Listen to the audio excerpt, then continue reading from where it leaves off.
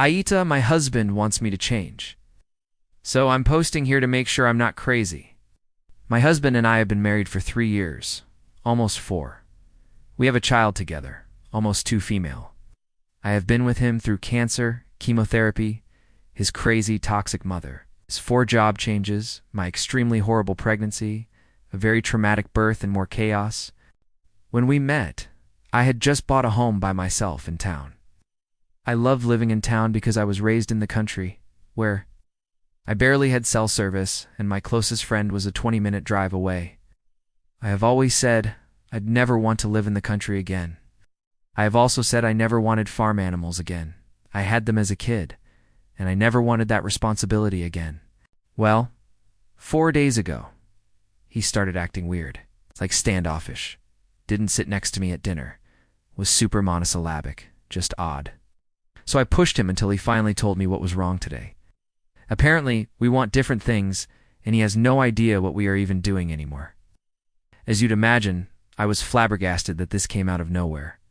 Why did he feel this way? Because I, Dan T, want to sell my house and move on to 20 acres in the middle of nowhere so he can shoot bows, blow shit up, and have farm animals. I was absolutely floored when his response to why he married me if he knew I didn't want any of those things was people change all the time. I thought you'd change. He never told me he wanted me to even consider that, so I was in shock. I told him he was selfish and childish for acting the way he has, and for marrying me to begin with if he knew I didn't want those things. He said he wasn't sure he wanted to be married to me. I told him he owed me an apology at the very least for all of the shit he has put me through, and is going to put our child through when he inevitably divorces me. He told me he didn't owe me a thing. So, am I the asshole for not changing my mind on our living situation? In my opinion on his apology based on his behavior towards me? Update. So all of that happened yesterday, right?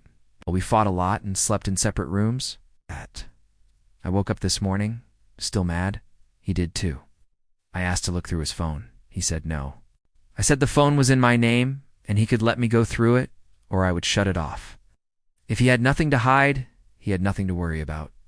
Well, he wasn't cheating, but he did some healthy dissing of me in his group chat, so we argued about that a lot, and I asked him what he thought would come from this.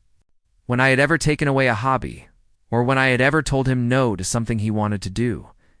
I told him, while I, Dan T, want to do any of the things he wants to do, I would do it if we were somewhere near the coast, as I love to saltwater fish, but that we needed to move forward on the plan to move to a smaller town for our child's education.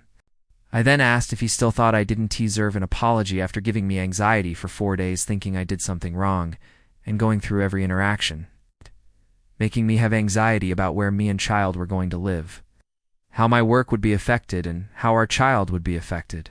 He thought for a second and said he didn't realize he did that to me, and he genuinely apologized. He told me he knew that I hated the farm life and didn't want to bring it to me because he thought I would blow up on him. I told him our life isn't just about me, but if he came to me honestly and told me what he wanted, we could talk about it realistically. It was about then that the lack of caffeine hit me, and I left to buy a coffee. Lol. When I came back with one for him too, he was crying.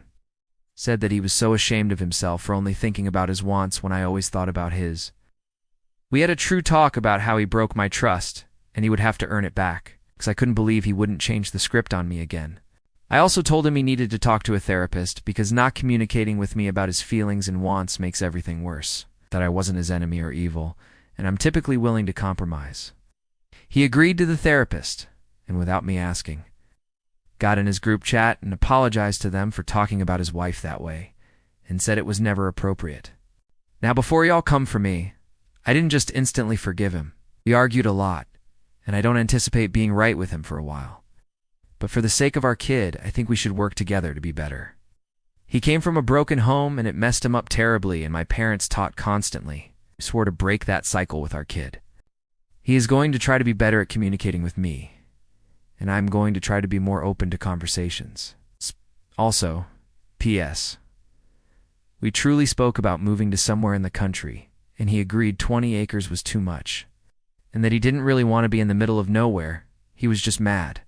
We looked at properties we both liked, but agreed we are going to wait for that until after our baby is out of school.